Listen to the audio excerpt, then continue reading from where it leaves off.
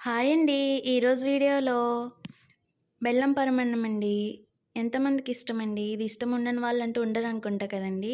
చాలా టేస్టీగా భలే కమ్మగా ఉంటుంది కదా! నెయ్యి వేసుకొని తింటుంటే జీడిపప్పులు తగులుతూ. మరి ప్రాసెస్ చూసేద్దాం రండి. ఫస్ట్ ఒక గిన్నె తీసుకొని, ఒక తవ బియ్యం వేసుకొని 4, 5 టైమ్స్ వాష్ చేసేసుకొని, 4 గ్లాసెస్ వాటర్ వేసుకొని స్టవ్ ఆన్ చేసి పెట్టుకున్నామండి. గంట నానబెట్టుకున్న సగ్గుబియ్యం కూడా వేసుకున్నామండి. బియ్యము, సగ్గుబియ్యము బాగా ఉడకాలండి. దగ్గర పడే వరకు బాగా ఉడకనివ్వాలండి.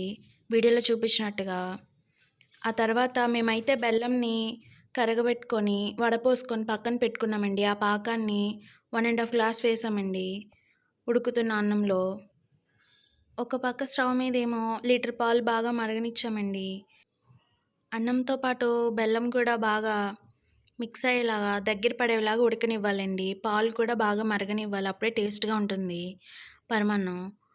ఇదిగోండి వీడియోలో చూపించినట్టుగా ఇలాగా ఆగి ఆగి గెరిటి నుంచి పడుతున్నప్పుడు అన్నము, ఇంకా యాలక్కాయల పొడి కూడా వేసేసుకోవాలండి. బాగా మిక్స్ చేసుకోవాలి. మనం పక్కనే మరిగించి చల్లారబెట్టుకున్న పాలు 2 గ్లాసులు వేసుకోవాలండి. ఇదంతా చల్లారబెట్టుకొని వేసుకోవాలండి. 5 మినిట్స్ బాగా చల్లారనివ్వాలి. పరమాన్నం కూడా పాలు కూడా బాగా చల్లారితేనే అప్పుడు పాలు విరగకుండా ఉంటాయండి. పాలు బాగా మిక్స్ చేసేసుకోవాలండి. మేమైతే ఇలాగే చేస్తామండి. చాలా టేస్ట్‌గా ఉంటుంది.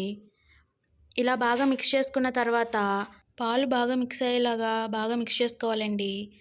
అందరూ వీడియో చూస్తున్నారు గానీ ఎవరు సబ్స్క్రైబ్ చేసుకోవట్లేదండి. చేసుకోండి.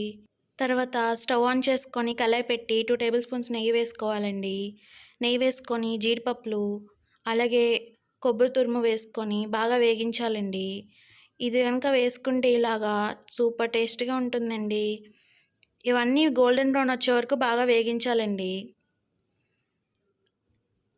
వేగించిన తర్వాత పరమాన్నంలో కలిపేసుకుంటామేనండి. సూపర్‌గా ఉంటుందండి. ట్రై చేయండి ఒకసారి ఇలాగా.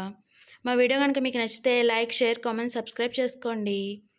నెయ్యి ఉంటేనే పరమాన్నంలోకి టేస్టీగా ఉంటుంది కదండీ! మరి మా వీడియో మీకు నచ్చినట్టయితే లైక్, షేర్, కామెంట్, సబ్స్క్రైబ్ చేసుకోండి.